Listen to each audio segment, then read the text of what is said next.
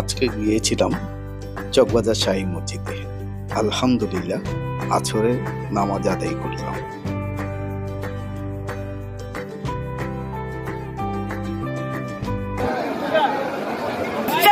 বড় বাপের বড় পোলা খায় আর ঠোঙ্গা বইরা নিয়ে যায়।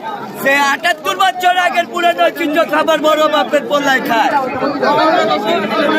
নামাজ শেষ করেই ইফতার কেনার জন্য বের হয়ে গেলাম। কি মুখরোচক খাবার, দেখতে কি অপূর্ব। আসলেই বড় বাপের পোলায় খায়। আর এই খাবার কেনার জন্য আপনাদের বড় বাপের পোলার মতোই চকবাজারে যেতে হবে, পকেট ভরে টাকা নিয়ে।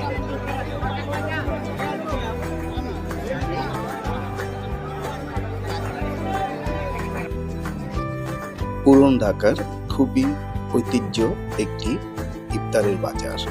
ঠিক শাহী মসজিদের পাশেই এর অবস্থান। খুব বড় একটি জায়গা না, কিন্তু খুব বড় একটি পসরা সাজিয়ে তারা বসে। মানুষ আর মানুষ। ঠিক আসরের নামাজের পরেই সবাই বের হয়ে যায় ইফতার কেনার